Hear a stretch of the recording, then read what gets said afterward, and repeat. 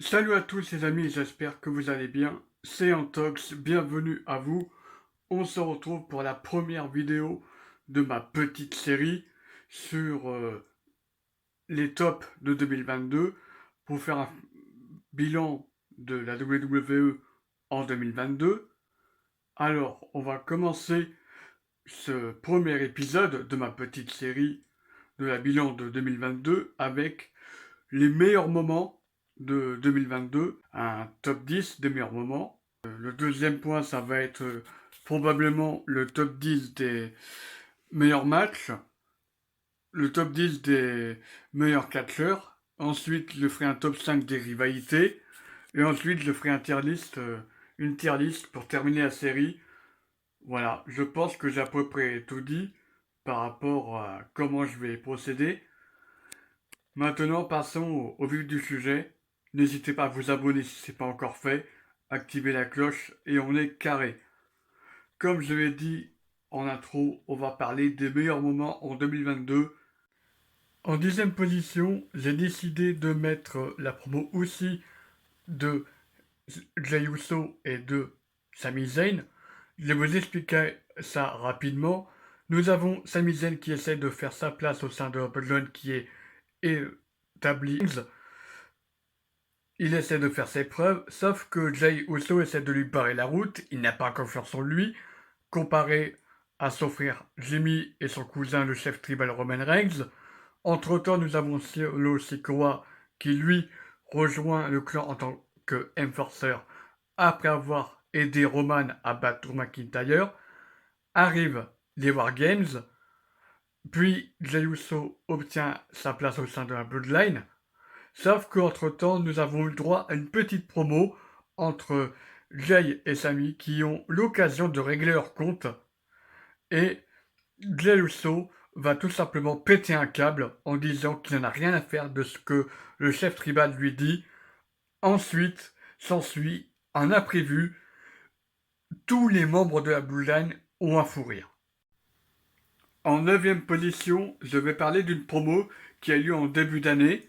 Je vais vous parler, les amis, de Brock Lesnar qui se moque de Bobby Lashley lors d'une promo. Alors, c'est très simple.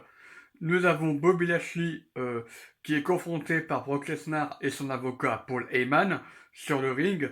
Et ensuite, nous avons Brock Lesnar qui fait une petite blagounette pour chambrer Bobby Lashley. Knock knock. Ensuite, il se tourne vers Paul Heyman. Il lui demande qui est-ce. Bobby. Bobby vous. Exactement. Euh, exactly. Le Bobby Woo a deux explications. Tout d'abord, comparé à Brock Lesnar, Bobby Lashley, lui, n'a pas réussi à ancrer son nom dans le monde du sport aux États-Unis. Il est connu que dans le monde du catch et un tout petit peu dans le monde du MMA, alors que Brock Lesnar, lui, il a fait du NFL, il a fait du catch, il a fait de la lutte, il a fait du MMA, il a fait de... Et puis, son nom résonne plus que Bobby Lashley, c'est une marque, Brock Lesnar. C'est pour ça que Bobby Lashley, comparé à Lesnar, c'est Bobby Woo, alors que au monde de la WWE, au monde du catch, tout le monde sait qui est Bobby Lashley. Il a fait du catch indépendant, il a remporté des titres mondiaux. Tant il n'a pas la même notoriété. C'est juste pour ça le fameux Bobby Woo.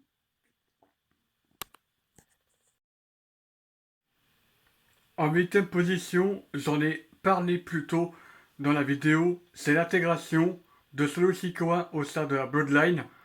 Après avoir fait des débuts tonitruants au sein de NXT, Solo Sikoa rejoint le roster principal à Clash of the Castle en aidant Roman Reigns à battre McIntyre tout en distrayant Drew. Et ensuite, il se fera une place en tant qu'enforcer de la Bloodline. Et c'est tout. Je n'ai rien d'autre à rajouter. Alors, en septième position, ça va vous paraître bête, mais c'est l'entrée de Seth Rollins au Royal Rumble.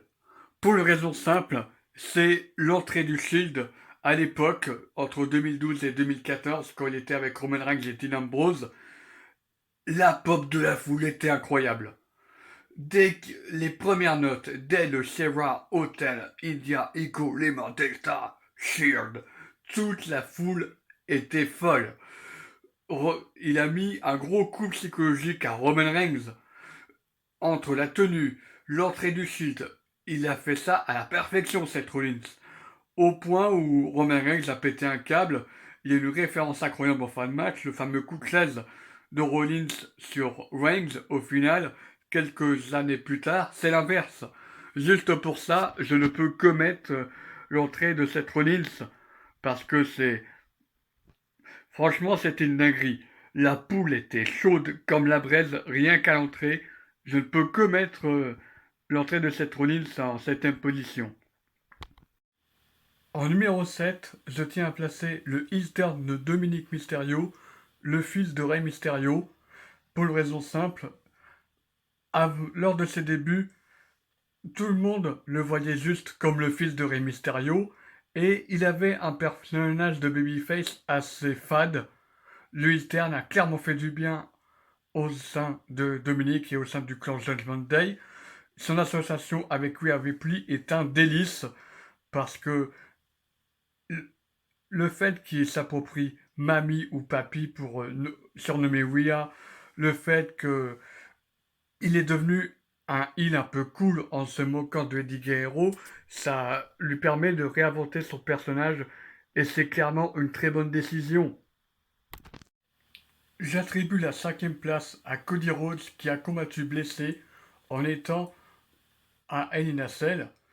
Alors, c'est tout simple, il a combattu blessé en subissant une déchirure pectorale au côté droit.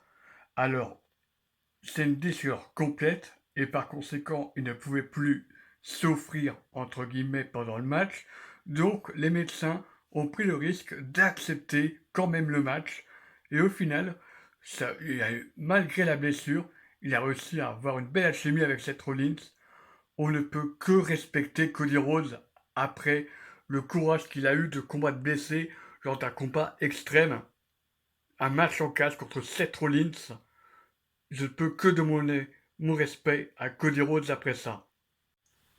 En quatrième position, je vais mettre le retour des catcheurs renvoyés suite aux coupures budgétaires de la WWE entre 2020 et 2022 par Vince McMahon lui-même. Alors, Nick Khan prenait cher parce que c'est lui qui gérait les ressources humaines, mais le véritable responsable de tout ça, c'est Vince McMahon, les amis. C'est lui qui prend l'ultime décision, du moins qu'il prenait avant sa retraite, dont on en parlera à la troisième position.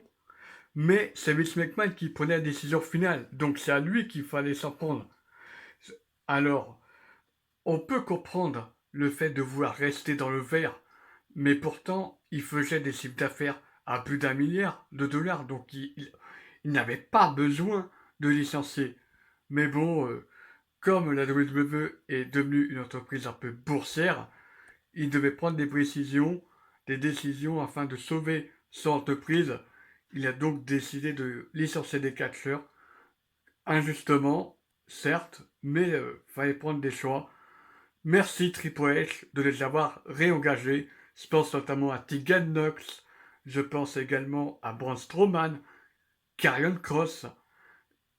Je pense à Bayley qui était blessé, a fait son retour en accompagnant Dakota Kai qui était licenciée suite aux coupures budgétaires elle aussi. Euh, il y avait également Candice LeRae et Johnny Gargano qui ont été convaincus par Triple H de faire leur retour après que Vince McMahon ait refusé de prolonger leur contrat. Enfin, et il y a surtout les retours incroyables de Cody Rhodes et Bray Wyatt. Cody Rhodes qui lui a fait son temps au sein de la AEW, et puis nous avons Bray Wyatt qui a été viré injustement par Vince McMahon, non pas pour coupure budgétaire comparé aux autres catcheurs, mais en réalité parce qu'il ne s'entendait pas du tout avec Vince McMahon, parce que Bray Wyatt, comparé à Vince, il avait beaucoup de génie créatif et Vince McMahon voulait absolument faire perdre le Fiend, sauf que Bray Wyatt n'a pas accepté. Finalement, il a quand même perdu, mais il n'est plus réapparu depuis WrestleMania 35 jusqu'à Extreme Rules. Bref, c'était une dinguerie. Le retour des Bray Wyatt à SmackDown, juste avant Extreme Rules. Et merci Triple H encore une fois. En numéro 3, c'est tout simplement la retraite de Vince McMahon et Triple H, Stephanie McMahon, la fille de Vince McMahon, et Nick Khan qui ont repris le pouvoir au sein de la WWE. Alors Stephanie et Nick ont repris le contrôle administratif et financier et des ressources et tout, alors que Triple H, lui, a repris le contrôle du booking et du recrutement des catcheurs, tout simplement. Donc, on ne peut que remercier Triple H ainsi que Stephanie McMahon et Nick Khan pour la qualité des combats de catch, puisque avant, les combats de catch duraient, allez, grand maximum 3 minutes au sein des shows hebdomadaires lundi et vendredi, alors que maintenant, ça dure plus de 10 minutes. Donc, un grand merci à Triple H qui contribue à la qualité des shows en 2022. En numéro 2, c'est tout simplement l'introduction de l'Undertaker Hall of Fame. 2 ans après avoir annoncé sa retraite, l'Undertaker est introduit au Hall of Fame. On se rappelle de son combat face à AJ Styles, de la cérémonie lors de Survivor Series qui est un peu foireux. Pour moi, l'Undertaker aurait dû être le seul catcheur à être introduit au Hall of Fame. Ce n'est que mon avis personnel. Mais on peut remercier l'Undertaker pour nous avoir divertis pendant 30 ans pour les plus anciens. Moi, il m'a diverti pendant quasiment 10 ans. Allez, 12, parce que j'ai connu le catch en 2008 jusqu'à 2020. Il nous aura divertis, donc 12. Donc, un grand merci à l'Undertaker pour avoir mis son corps en danger pour nous divertir. Merci, Mark Calloway. En première position, alors, ça ne tient qu'à moi la première position, ça reste mon avis personnel. Et en tant que fan de catch en France, en première position, je suis obligé de mettre le show Paris-Bercy. Je suis obligé de le mettre parce que pour avoir vécu l'expérience en live et l'avoir vlogué, c'était incroyable. Et le fait que ça soit sold out, qu'il y ait euh, plus de 11 000 personnes qui soient venues, c'est incroyable. D'ailleurs, pour 2023, c'est déjà sold out aussi. Ça montre à quel point l'engouement du catch en France, c'est exceptionnel. On a attendu 3 ans à cause du Covid, mais franchement, l'engouement, c'était incroyable. Surtout avec Amal qui est venu entre-temps, au sein de NXT UK, ça a permis une grosse exposition du catch en France.